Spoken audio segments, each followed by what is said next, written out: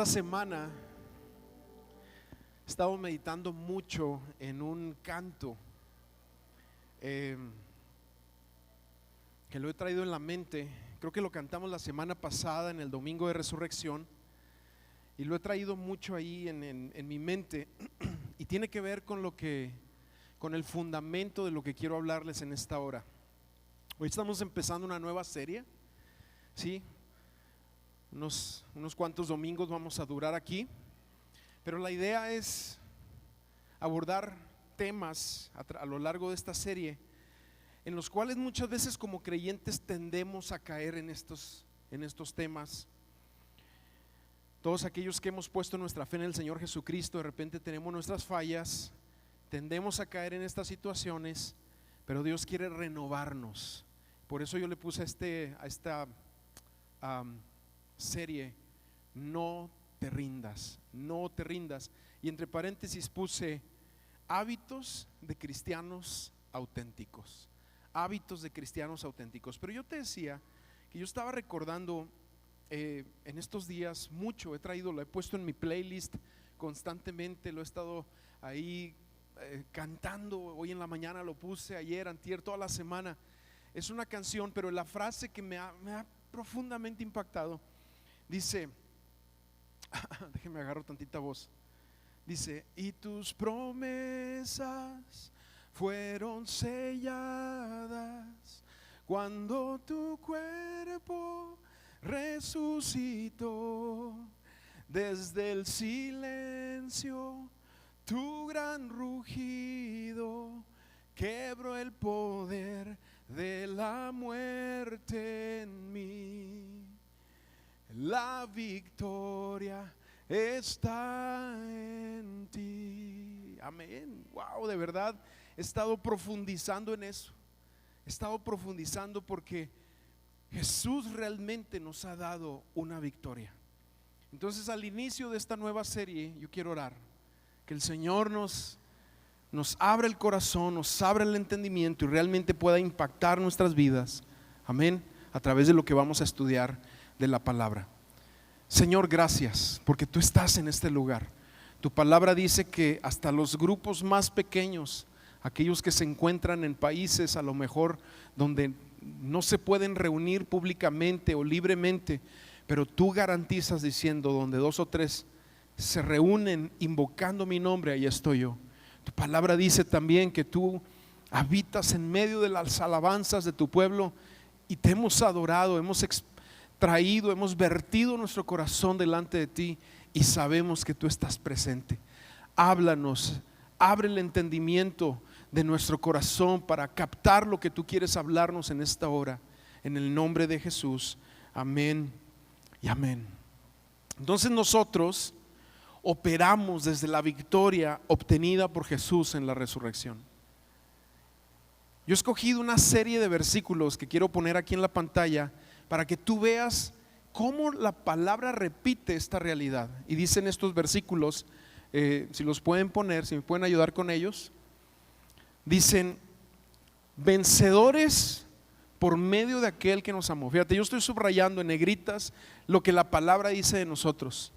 Gracias sean dadas a Dios, en 1 Corintios, que nos da la victoria por medio de aquel que nos amó. Otra escritura dice: a Dios gracias, el cual nos lleva siempre en triunfo en Cristo Jesús. Ese es el lugar que Él te ha otorgado a ti, es el lugar que me ha otorgado a mí para poder caminar en su presencia. La pregunta que nosotros como creyentes tenemos que hacer: ¿cómo le hacemos para sostener esta victoria? Y ahora escogí otra serie de versículos, si los pueden poner por favor, para que veas cómo insiste la palabra en mantenernos firmes. Fíjate cómo dice aquí, dice: estad firmes y constantes. El resto del pasaje dice: creciendo en la obra del Señor siempre, y sigue hablando la palabra. Dice: firmes en vuestra fe, dice ese pasaje. Otra escritura: firmes en su libertad. Otra escritura: cuida de tu salvación con temor y temblor. Te habla de que ya tienes una posición en Cristo, pero es importante que tú mantengas esa firmeza espiritual, esa constancia espiritual. Versículo de Efesios dice: toma toda la armadura de Dios Dice aquí, para que podáis resistir en el día malo y habiendo acabado todo, estar firmes, dice el resto del pasaje. Estad pues firmes, ceñidos los lomos con la verdad. Firme significa que lo siguiente, significa que nosotros no salimos a pelear una guerra para ver cómo nos va. No. Jesús ya ganó la guerra y nos sentó con Él en un estado continuo de victoria. Esa es nuestra realidad espiritual, aunque tú no la sientas, aunque tú no la estés viviendo. Si tú has otorgado tu corazón a Cristo, si estás caminando en fe en el Señor Jesucristo, si has declarado al Señor como tu Dios, como tu Salvador, y estás en esto, has nacido de nuevo, entonces esta es la realidad espiritual de tu vida, aunque tú no lo estés viviendo, aunque no lo sientas en este momento. Lo que estos versículos nos dicen aquí es que nosotros, ¿qué es lo que hacemos nosotros? Es que nosotros sostenemos la victoria que Él nos ha otorgado. Los americanos tienen una frase, we hold the line, dicen por ahí. O sea, sostenemos la victoria. Yo no sé cuántos de ustedes les gustan las películas así de guerra. Son mis favoritas. Una disculpa, ¿verdad?, por revelarles aquí mi corazón. Pero si es con espadas y con esas cosas, más me encantan. Y para mí el himno a la hombría es Gladiador. Sí, o sea, Gladiador, que la he visto como 20 veces. Mi esposa me pregunta, ¿qué vas a ver? Gladiador. Ay, ya mejor se da la vuelta. Me encanta. Y no sé, ¿te acuerdas al inicio de la película? Va el actor ahí estelarizado por Russell Crowe, y va en sus caballos con su ejército y les va diciendo, mantengan la línea, porque ese mantener la línea, ese estado de victoria que Dios ha ganado para nosotros a través de Jesucristo, es sosteniéndonos en la línea de batalla que Él nos ha otorgado, sosteniendo nuestra posición como creyentes. Por lo tanto, no nos retiramos, no nos rendimos. Por eso yo le puse aquí, no te rindas a esta serie.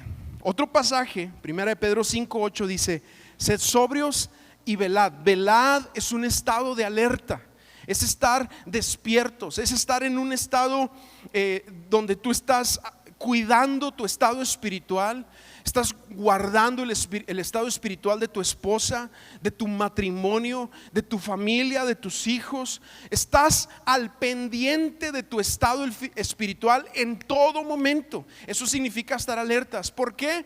La siguiente parte del versículo nos dice, porque tenemos un adversario que es el diablo, que anda como león rugiente buscando a quien devorar. Y la figura es la siguiente, que aquel que pierde su posición, aquel que no está atento a lo que Dios quiere hacer, aquel que no está firme en la posición que el Señor le ha dado, el enemigo, como un cobarde, como los amalecitas atacaron al pueblo de Israel en el camino hacia Canaán, va a agarrar a los distraídos, a los desanimados, a los decepcionados, a todos aquellos que de alguna manera estén en esta lucha, pero que se hayan distanciado, que se hayan aletargado, que entren en una flojera, en un estupor espiritual, donde no les permite estar en un estado de alerta. Un creyente auténtico es un creyente que mantiene su posición. No significa que no vayas a tener fallas, no significa que no vayas a cometer errores y aún pecados, pero te levantas y mantienes la posición de la victoria que Cristo ya ha otorgado para ti. Mantienes la posición de lo que Él ya ha hecho. Y una de las cosas esenciales en los creyentes auténticos es el renovar de la gracia en su mente, en su corazón y de forma práctica. Es renovarse continuamente en la gracia de Dios. Yo no sé ustedes, pero algo que yo detesto es el café descafeinado. No tiene sentido. No tiene sentido. Se me hace absurdo. ¿Por qué tomar café si no tienes el kick de la cafeína? Para mí es incongruente. Bueno, el creyente auténtico se rehúsa a vivir un cristianismo descafeinado sin la gracia de Dios en su vida. Ahora, ¿qué es gracia? Para poder entender este concepto, se ha hablado mucho, lo hemos revisado este concepto y es importante tenerlo fresco y claro en nuestra mente. Y la gracia es el regalo divino de saber que Dios me hizo suyo, no por mis méritos, sino por sus planes y sus propósitos. De ahí el versículo: te amamos porque tú nos amaste primero. No es algo que tú hayas hecho, no es que tú tienes un atractivo especial, no es que tú tengas un mérito importante, no es que hayas hecho algo espiritualmente. No, Señor, es que Él te amó, Él te vio y de pura gracia derramó su perdón, su misericordia sobre ti. Aun cuando tú hiciste una oración de fe, aun cuando tú hablaste una palabra sobre tu vida, aún así Dios previamente ya había hecho que tu corazón llegara a ese punto de encuentro con Dios, que fue iniciativa de Él, para que tú pudieras experimentar su amor, su perdón, su cuidado y una eternidad con Él. Pero gracias a eso es entender que Él me hizo suyo. Y por lo tanto, en esa gracia, como cristiano, todo lo que hago debe de ser una respuesta a ese amor incomprensible. Porque para que a mí me haya amado es porque su amor es incomprensible. Todo lo que hacemos en entender esa gracia es en respuesta a ese amor. Pero también la gracia nos hace negarnos a vivir en el pasado, en nuestros errores como en nuestras glorias, en los fracasos como en el ministerio, en lo que hice, en lo que fui. La gracia rompe eso en tu vida, te ubica en el presente y te avienta hacia el futuro con una esperanza fresca, nueva y con un corazón lleno de amor por Él. También gracia es negarme a vivir en una rutina espiritual. Siempre lo mismo, oro de la misma manera, hago todo igual. Es una rutina que se acartona, que se limita, que te mete como en un tipo de estanque, en un estancamiento espiritual en el cual no sientes vida, no sientes esa frescura de la que estamos hablando. Es negarme, gracia es negarme a un cristianismo intelectual sin la experiencia del poder de Dios, o a un cristianismo emocional sin la profundidad de su palabra. Gracia te lleva a ese balance donde anhelas su poder, pero anhelas profundizar en Él. Y si no lo tienes, empiezas a vivir en una especie como de escasez espiritual. Y cuando empezamos a vivir en una escasez espiritual, es como cuando estás en escasez física, andas completando para pagar. Tus hijos quieren una pizza y vas y checas en el carro el cambio para completar para la pizza, y es ese sentir de zozobra de que no completas. Lo mismo pasa cuando no hay gracia. Sientes que tu oración no completas, que tu alabanza está incompleta, sientes que tu lectura bíblica no tiene sentido. Hay una figura interna en la cual tú de alguna manera estás constantemente ahí en esta zozobra de ¿qué hago? ¿Qué más puedo hacer? Y es que es muy fácil reducir el concepto de gracia a un término teológico, pero una vida consumida por su gracia, es una vida llena de color, de frescura, de fe. Te lleva, es una fuente, la gracia es una fuente, es un manantial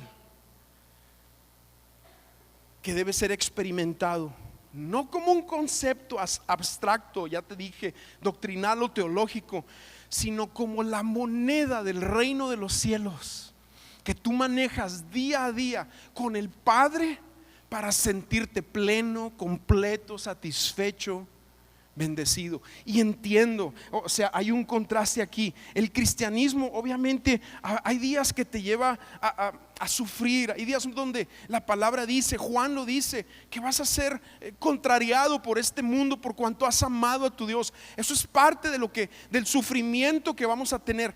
Pero aún en el sufrimiento del creyente, la gracia es este manantial, es esta fuente interna que Dios provee para que aún en los momentos más difíciles sientes que Dios te lleva de la mano, sabes que Él te está atravesando en medio de las pruebas, sabes que Él no te ha dejado aún en el dolor, en la pérdida, en la enfermedad, en la inseguridad de un diagnóstico o lo que sea. Tú sabes que Dios va contigo y se mantiene tu corazón fresco porque sabes que Dios está ahí.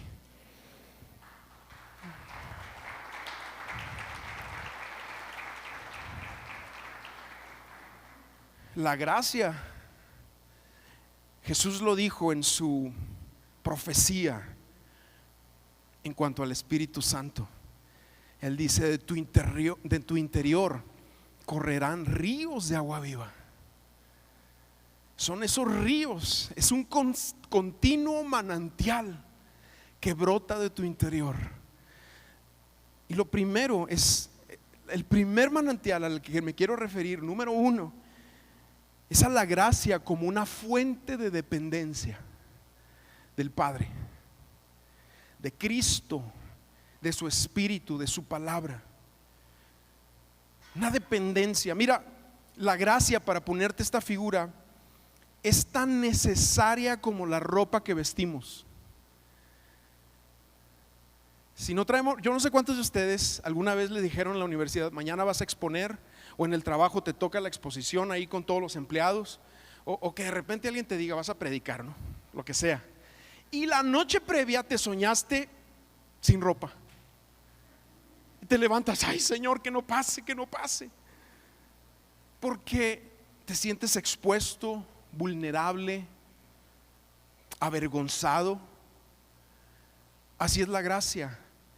La gracia otorga, es una fuente de dependencia continua que sabes que si no la tienes te sientes vacío, te sientes expuesto, te sientes vulnerable, sientes como la mañana que alguien te dé un café y no tiene cafeína, como que no carburas, como que tu mente le falta el kick famoso. De repente te ves, cuando no hay esa gracia, esa fuente de dependencia, te sientes en un esfuerzo vacío, en una vida sin poder, sin efectividad. Fíjate, algunos versículos. Y aquel verbo fue hecho carne y vivió entre nosotros. Y vimos su gloria, gloria como del unigénito del Padre, dice, lleno de gracia y verdad. Y más adelantito dice, y de su plenitud tomamos todos, y gracia sobre gracia. Otro pasaje dice, y los apóstoles daban testimonio poderoso de la resurrección de Jesús, y la gracia sobreabundaba en todos ellos.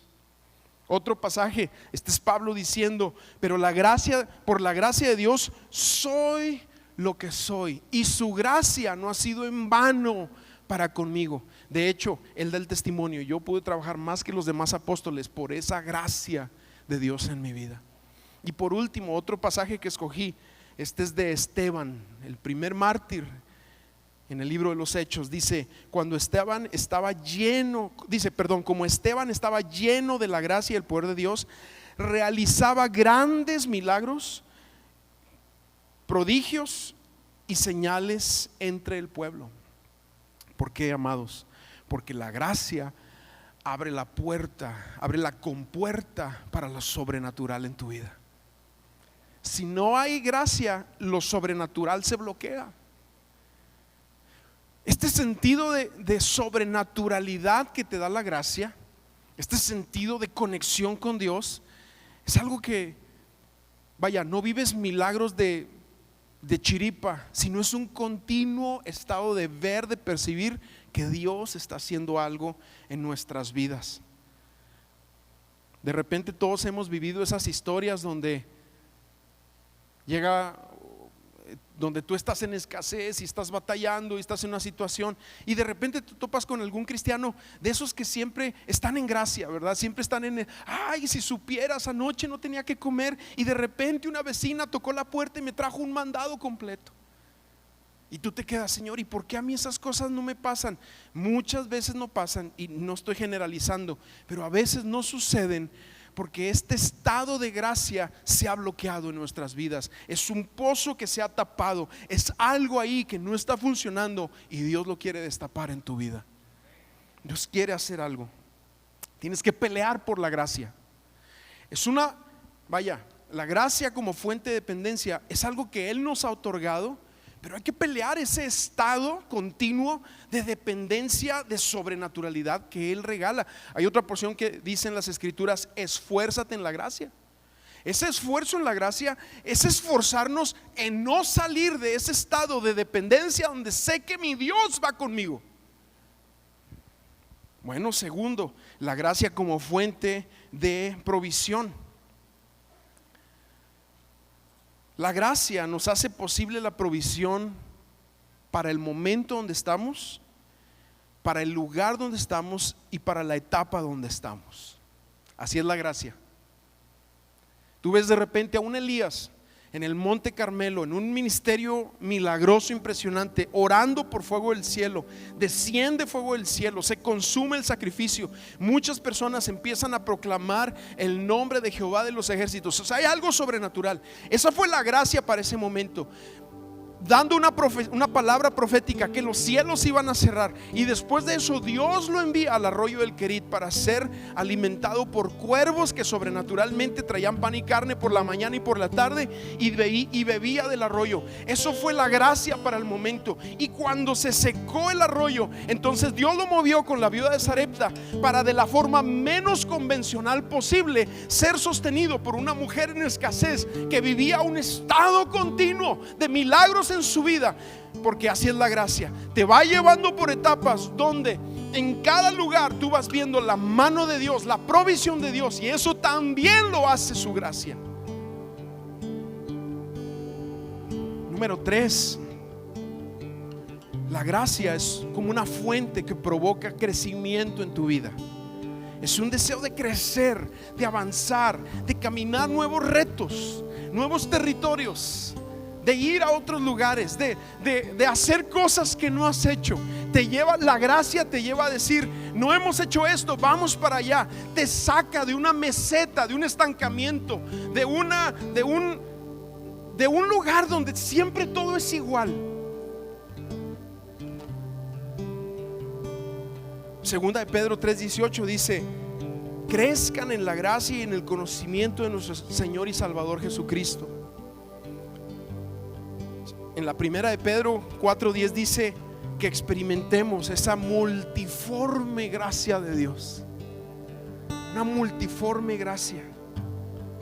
O sea, este crecimiento te hace resistirte a la comodidad, a un cristianismo rutinario, encuadrado, limitado, acartonado, donde repites lo mismo día tras día, mes tras mes. Algo hace la gracia: te incomoda en la tregua que tienes con tus pecados, con hábitos, con actitudes tóxicas en tu relación con tu esposa, con tu esposo.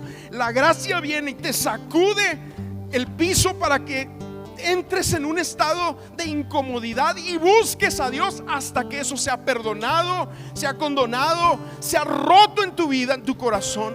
Eso es lo que hace la gracia. Te lleva a un crecimiento personal, pero también te arroja a los proyectos de Dios en tu vida. La gracia revela mi pecado, pero no nada más eso, me lleva al crecimiento de ir a la cruz, de quebrarlo, de romperlo. Gracias.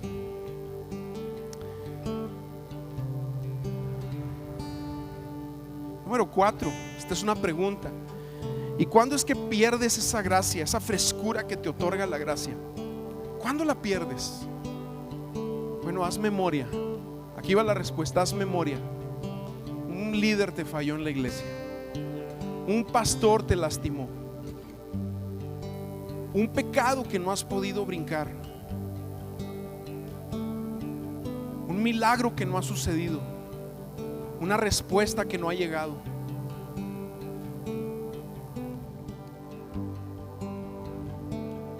Algo que se habló de ti, un chisme, algo, lo que quieras, que te movió. Y entonces, ¿qué haces? Te abres al desánimo.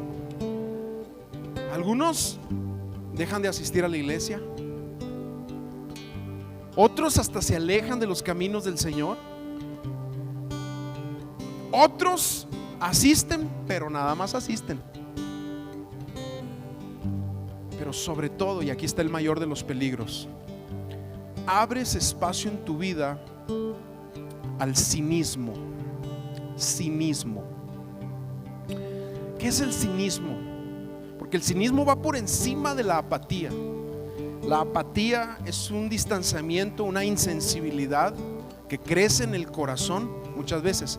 Pero el cinismo ya es un estado de insolencia, de burla, de falsedad muchas veces, para proteger tu corazón por las decepciones que has vivido en el pasado, de situaciones donde le echaste todas las ganas, donde intentaste buscar al Señor, pero te frustraste con tus propios pecados o con personas alrededor de ti que te fallaron, y entonces te meten en un cinismo espiritual en el cual ya no creces, ya no avanzas, ya no buscas al Señor, o entras en una rutina cansada, en una rutina donde el corazón pues viene, si es lo mismo, y como te digo, te sientas y escuchas y qué bonito y gloria a Dios y aleluya y levantas las manos, pero no hay cambios, no hay profundidad, no hay eso que estamos hablando de frescura espiritual.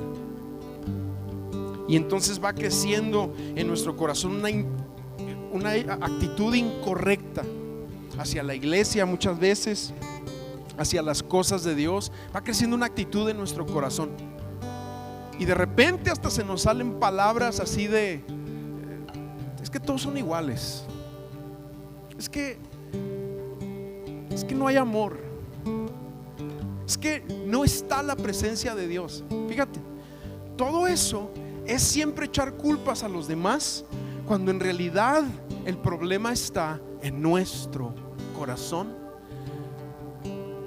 en el pozo interno de nuestra vida, que se ha tapado y han dejado de fluir los manantiales de agua viva.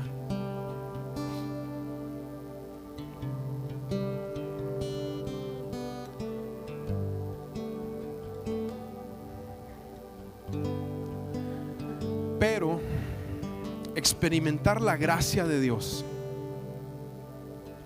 y cómo nos va sosteniendo es nuestra única alternativa espiritual para que nuestro corazón vuelva a ser un corazón lleno de fe, encendido en fuego por Cristo. Que Cristo se convierta realmente en el centro de todo lo que somos. Como lo cantamos, si te tengo a ti, lo tengo todo. Que Él sea nuestro galardón, nuestro presente, nuestro futuro, nuestra fuerza para trabajar. Eso es lo que hace la gracia. Te lleva a ese crecimiento. Ahora, otra pregunta por aquí: ¿qué bloquea la gracia? La gracia es bloqueada por dos cosas. Por autosuficiencia, dice en Pedro, Dios resiste a los soberbios, pero da gracia a los humildes. Autosuficiencia. Y lo segundo que bloquea la gracia es amargura. Dice en Hebreos 12:15, mirad bien, no sea que alguno deje de alcanzar la gracia de Dios, que brotando una raíz de amargura estorbe y muchos sean contaminados. Porque la autosuficiencia y la amargura bloquean la gracia de Dios sobre nuestras vidas.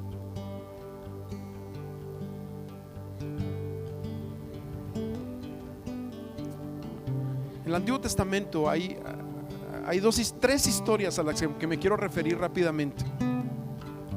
En Ageo y Zacarías está la historia de dos personajes: un sumo sacerdote que se llama Josué y un gobernador que se llama Zorobabel.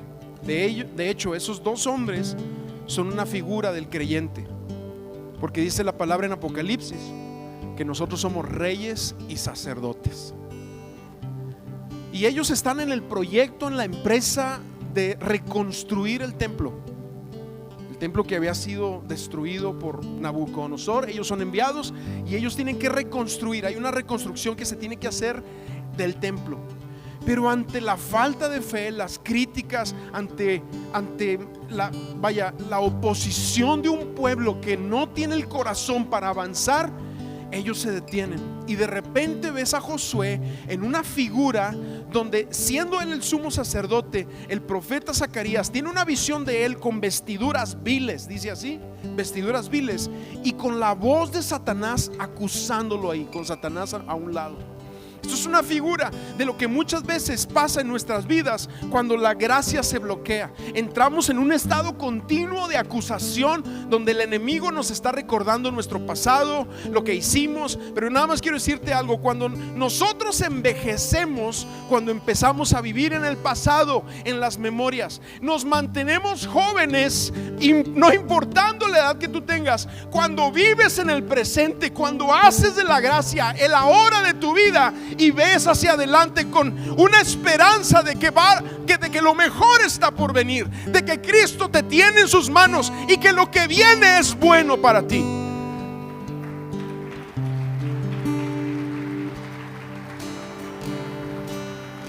Y entonces vemos a un Josué angustiado y a un Zorobabel metido en la chamba, en el activismo, muchas veces para callar internamente o satisfacer con actividad la falta de gracia en nuestro corazón.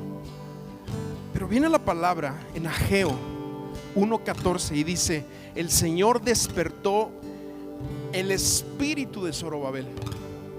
Y más adelante dice: y el Señor también despertó el espíritu de Josué, que era sumo sacerdote, y el espíritu del resto del pueblo, y todos ellos acudieron a trabajar a la casa de su Dios, el Señor de los ejércitos. Porque el ánimo que nos va a producir servirlo, amarlo, ser testimonio, ser luz, ser sal, es cuando Él despierte nuestro espíritu, nuestro corazón de un letargo, de un estupor, muchas veces espiritual.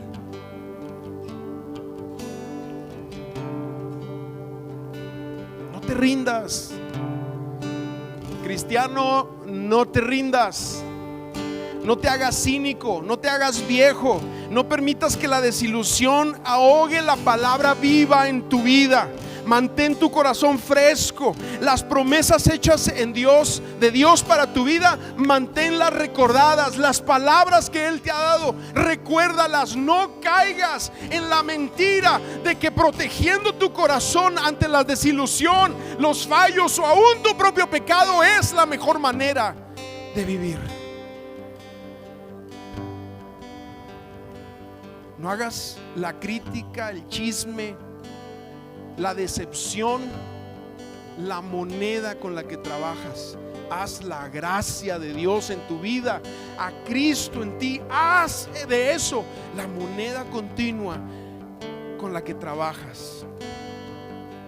Hay otra historia que a mí me apasiona ahí en el Antiguo Testamento, y este es Eliseo.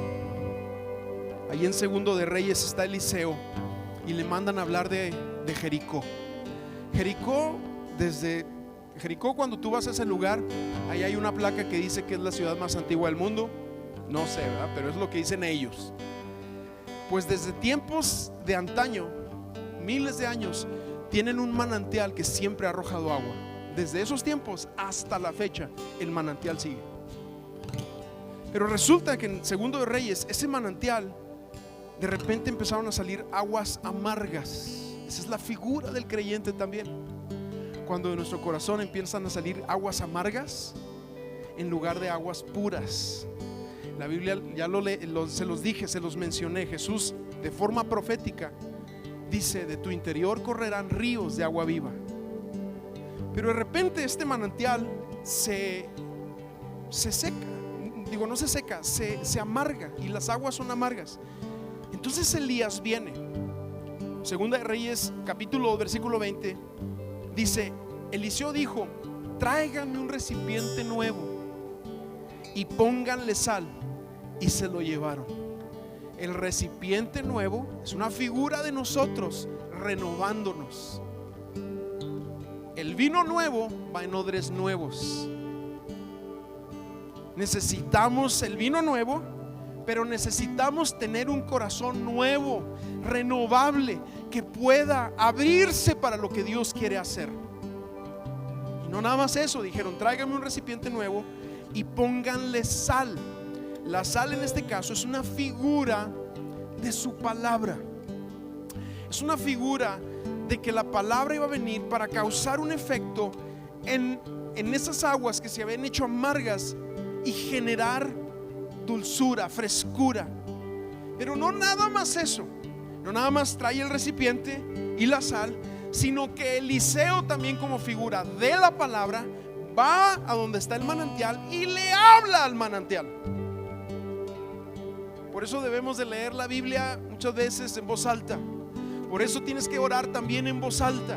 Por eso a veces pensamos, y es que así son los actos de fe y los actos proféticos, muchas veces rayan, decíamos, en lo absurdo, en lo inquietante, de lo raro que parecen. Pero eso es lo que provoca, como Eliseo parándose en el manantial. Y fíjate lo que le dice. Le dice: esto dice el Señor: yo he purificado el agua y no causará muerte ni esterilidad. Versículo 22 da el testimonio: desde entonces el agua quedó pura, tal como dijo Eliseo. Ponte de pie ahí donde estás. Ponte de pie.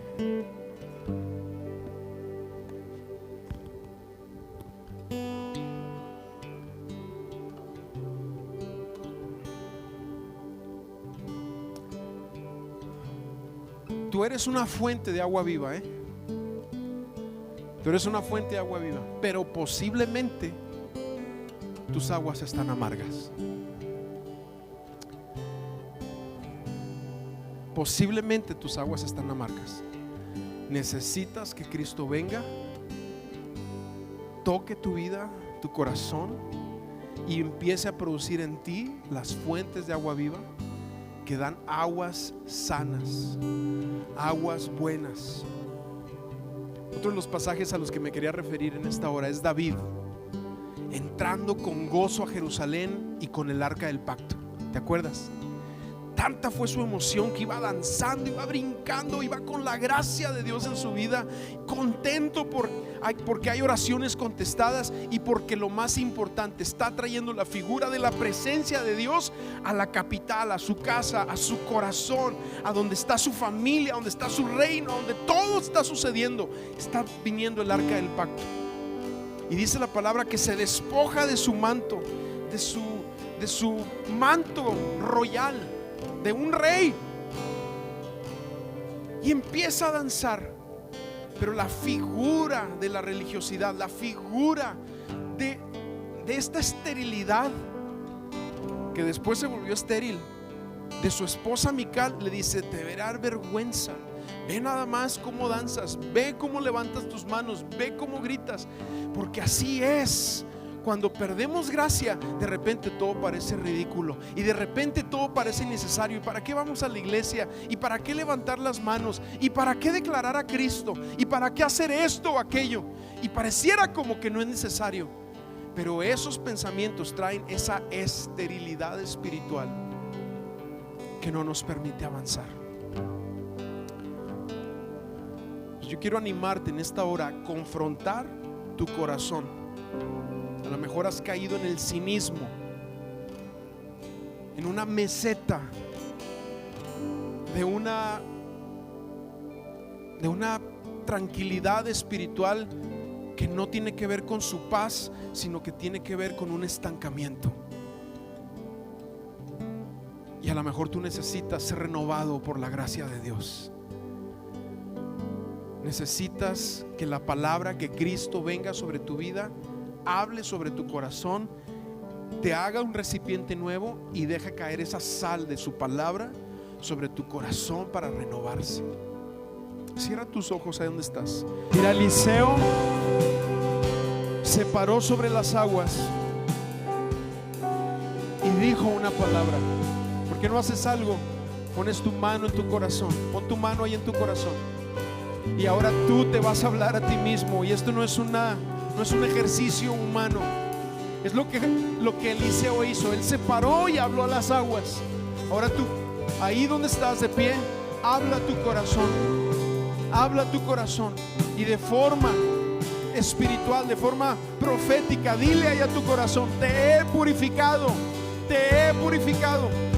Recibe las aguas frescas, recibe las aguas puras, recibe las aguas. Vuelva a fluir el río en ti. Dile: vuelva a fluir el río en mí. Vuelva a fluir el río de tu espíritu en mí. Vuelva a fluir el río de tu espíritu en mí. Vamos, iglesia, no te canses, dilo: vuelva a fluir el río de tu espíritu en mí. Vuelva a fluir. Oh, sí, Señor, sí, Señor. Vuelva a fluir tu espíritu en mí. Quiebra la decepción. Quiebra, Señor, el cinismo. Quiebra el dolor.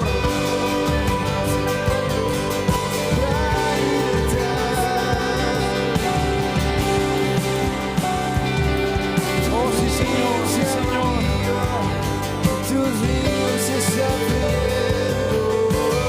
Vuelva a fluir el manantial de tu espíritu en mi corazón. Vuelva a fluir tu palabra en el nombre de Jesús. Amén, amén.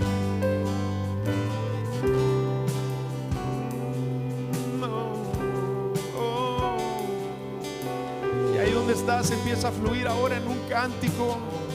Dile: gracias, Señor, gracias que tú renuevas, tú me renuevas día a día. Oh, gracias, gracias, gracias por el poder de tu espíritu que trae un renovar a mi corazón. Oh, tu manantial de aguas vivas fluye en mi corazón. Tu manantial, Señor. Oh, te anhelo, anhelo de tu espíritu, anhela, Señor, de tu renovar. No me conformo, no me conformo, no me conformo con un cristianismo acartonado, religioso. Quiero de tu espíritu, quiero de tu espíritu, Señor. Todo es nuevo en ti, Señor, y todo es nuevo en ti, Padre. Oh, corazones nuevos, todo está. Te deseo,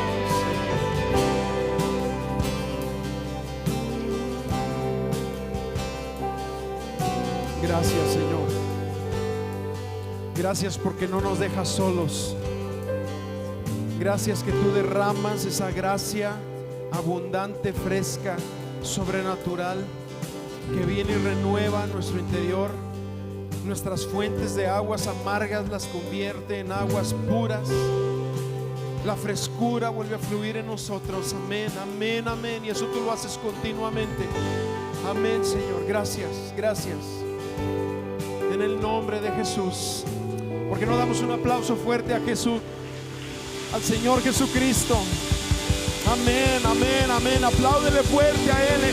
Él lo hace y Él lo quiere seguir haciendo en tu vida.